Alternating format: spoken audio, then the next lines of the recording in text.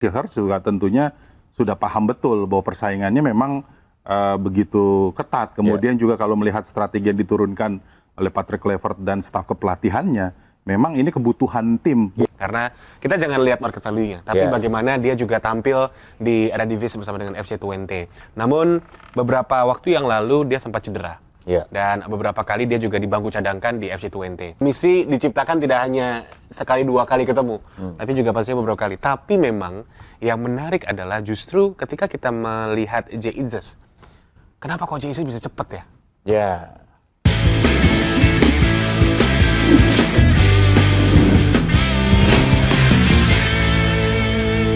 Pemain-pemain Liga 1 yang dimainkan lawan China dan tampil bagus, ini juga membuktikan bahwa produk Liga 1 juga luar biasa. Tapi balik lagi kita ngomongin di trio center back tadi. Karena tadi yang di penjaga gawang clear ya. Sementara di 3 center back ada Itzes, ada Rido, ada Hubner. Mungkin juga sesuai kebutuhan yang diturunkan oleh pelatih ya. Tapi Hilgers sebagai pemain dengan market value termahal, yang termahal, apakah dia rela diparkir di bangku cadangan? Iya, itu sudah terbiasa ya bagi pemain selevel Hilgers ya, karena dia di Twente juga bukan pemain yang terus-terus dimainkan. Jadi kalau melihat mental yang sudah terbangun, Hilgers juga tentunya sudah paham betul bahwa persaingannya memang begitu ketat. Kemudian juga kalau melihat strategi yang diturunkan oleh Patrick Kluivert dan staf kepelatihannya, memang ini kebutuhan tim, bukan siapa yang lebih baik. Benar. Dan pendekatan itu kan terjadi juga ketika di internal game yang dilakukan di Bali sebelum berangkat ke Jakarta, bahwa sebenarnya juga sudah disiapkan skenario-skenario itu. Apalagi kalau kita mengingat bagaimana kebutuhan tim ini untuk meraih kemenangan melawan tim yang ketika away di Qingdao, itu adalah lini belakang yang dieksploitisir. Jadi rasanya ekspektasi publik terjawab di pertandingan yang akhirnya dimenangkan oleh Indonesia di GBK ini. Kalau saja hanya dengan market value, mungkin akan tidak seperti ini apa yang terjadi. Jadi memang kita ekspektasikan seperti ini, tapi akhirnya terwujud. Dan yang mengejutkan juga memang skema 3 pemain yang ada di depan ya. Di awal kan kita sempat khawatir bahwa karakter dari Egy Maulana Fikri, kemudian juga permainan dari Yaakob Sayuri, ditambah juga dengan Ricky Kambuaya, mereka bermain dengan all out. Apakah ini yang akan coba dimainkan oleh Patrick Kluivert, mengingat ultra defensif yang dimainkan oleh China dan cenderung untuk lebih menunggu. Tapi nyatanya itu berjalan dengan cukup baik. Jadi betul-betul bahwa kemenangan itu menjawab keraguan dan juga menjawab keinginan publik. Dan ternyata memang yang dimainkan sebagai starter kayak Egy, Yaakob, ini benar-benar mereka mampu membuktikan kualitas mereka. Yes, dan kemudian juga pastinya ya ini kan kebetulan Hilgers ya. Kita tahu Hilgers ini adalah salah satu nama yang juga membuat publik pecinta timnas kegirangan. Karena kita jangan lihat market value-nya, tapi bagaimana dia juga tampil di Eredivisie bersama dengan FC Twente. Namun beberapa waktu yang lalu dia sempat cedera. Dan beberapa kali dia juga di bangku cadangkan di FC Twente. Cuman secara kualitas dia adalah salah satu defender yang juga dibutuhkan oleh tim nasional Indonesia. Kapabilitasnya dia tampil di Eropa, kemudian juga tentunya tampil dengan konsisten di Eredivisie. Ini yang juga sangat diperlukan. Sehingga memang kita melihat komposisi di tim nasional Indonesia, 23 nama yang dipilih oleh Patrick Kluivert, ini adalah nama-nama yang memang terbaik dari yang terbaik. Sehingga persaingan positif di sana pun juga tentunya ini sangat berdampak juga. Sehingga siapapun pastinya akan mendapatkan kesempatannya. Sehingga ini yang menarik ya. Kalau kita menunggu nanti laga menghadapi Jepang, pasti ada pertanyaan, siapa nih nanti yang diganti? Apakah memang akan ada perubahan yang signifikan atau mungkin akan tetap mempertahankan skuad yang sama? Itu yang pastinya akan menambah lagi ragam imajinasi kita dan kemudian juga kita menunggu dari staf pelatih karena mereka yang berhak menentukan, mereka juga tahu kualitas dan juga standar yang mereka juga inginkan. Karena setiap level nantinya yang akan diikuti oleh timnas Indonesia, levelnya udah berbeda. Kita sudah step up di situ. Jadi luar biasa. Tapi kurang maksimalnya performa Hilgers, contoh ketika waktu kita kalah dari Australia, Hilgers dianggap ya nggak karuan posisinya, ntar ke belakang, ntar bisa ke depan juga. Apakah dia sebenarnya korban strategi, korban taktik? Karena pada saat itu mungkin yang diterapkan adalah total football. Ya, kalau melihat itu lagi ya, waktu persiapan dari staf kepelatihan Patrick Kluivert, Alex Pastoor, dan juga Danny Lanzat kan di pertandingan berhadapan dengan Australia bermain di Sydney, itu sangat mepet itu, Pak. Mereka itu tadi, walaupun pertandingan internasional terakhir 5 hari sebelum pertandingan tersebut. Yeah. Tapi pemain-pemain yang berbasis di Eropa itu kan membutuhkan waktu setidaknya 2 hari untuk datang di Australia. Apalagi Australia itu jaraknya cukup jauh, sangat jauh ketimbang di Jakarta. Benar. Jadi waktunya tidak cukup, kemudian filosofi bermain apa yang dimiliki oleh staf kepelatihan dari Patrick Kluivert juga akhirnya apa yang dia tahu terlebih dahulu. Makanya kalau melihat gaya permainan ketika berhadapan dengan Australia, cenderung untuk tampil all out, kemudian juga ball possession lebih dominan, itu juga membuktikan bahwa Alex Pastoor juga karakter permainannya memang ofensif. Berbeda dengan Patrick Kluivert. Jadi waktu yang terbatas, kemudian juga agenda pertandingan yang sudah dekat, memang logikanya menerapkan apa yang dia tahu. Itu yang terjadi akhirnya.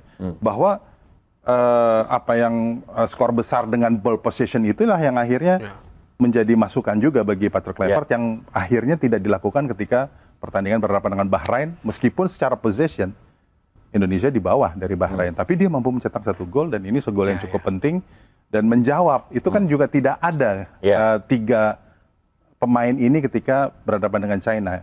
Tidak adanya Ole Romani, tidak ada Didi James, dan juga tidak ada Pelupesi. Jadi memang ini terjawab semuanya di laga matchday ke-9 ini. Atau ini karena cuma masalah Mesilger belum bisa tune in aja sama Ijes dan juga Hubner?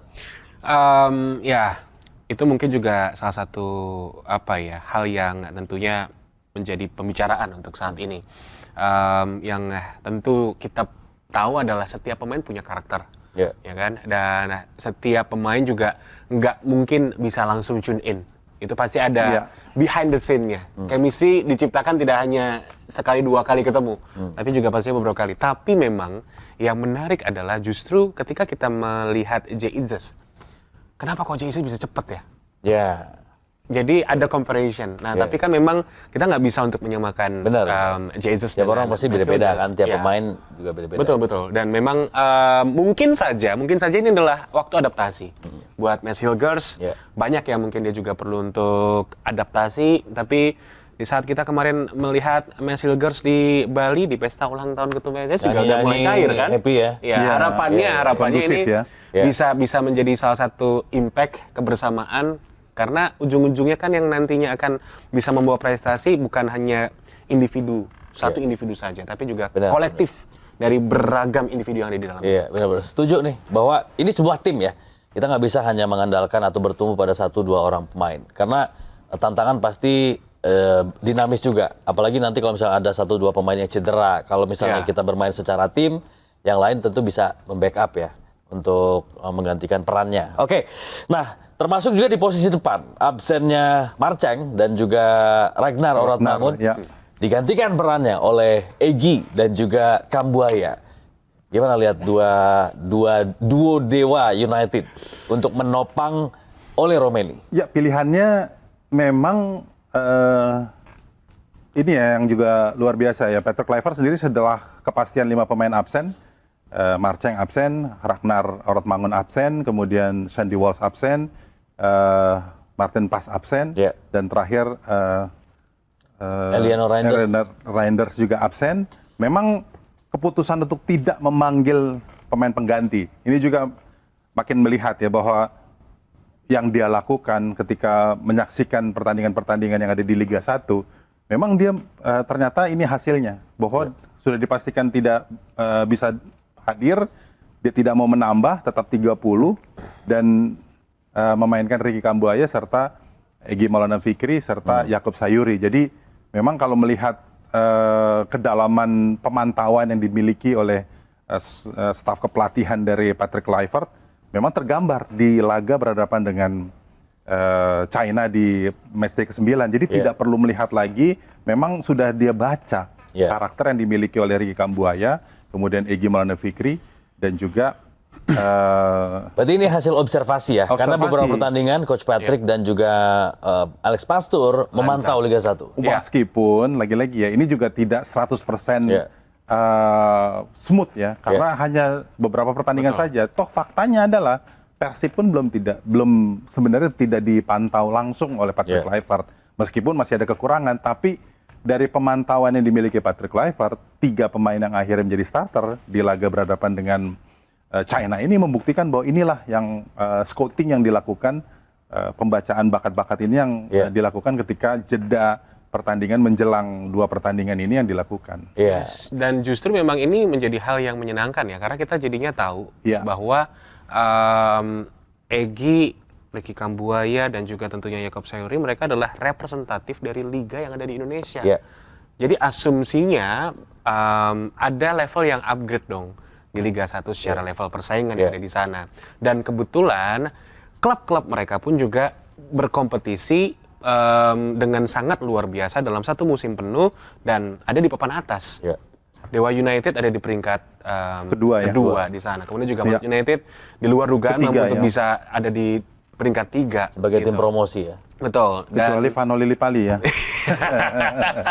Cuman kan yang dipanggil oleh Patrick Kluivert dan juga tentunya backroom staff adalah mereka-mereka yang juga sudah sempat ada di tim nasional, sehingga secara level mereka juga nggak kaget, mereka juga siap, mentalnya siap, dan kemudian juga mereka tahu tugas yang mereka harus lakukan seperti apa. Kemudian yang mungkin juga ini menjadi gairah baru adalah adanya pendekatan yang berbeda dari Patrick Kluivert, dari Lanzat, dari Pastur ke pemain-pemain ini, sehingga memang pada kenyataannya dengan waktu TC yang cukup lama ada momen-momen yang mungkin ini bisa dikatakan momen mahal. Yang di Bali, tes yang di Bali. Yang di Bali, kemudian baru ke Jakarta. Ini mungkin ada pendekatan yang ternyata ini cukup menjaga kesolidan dan juga berhasil di laga menghadapi China. Artinya satu atmosfer yang diciptakan selama TC ini impact-nya benar-benar positif ya, dan terasa banget di pertandingan lawan China.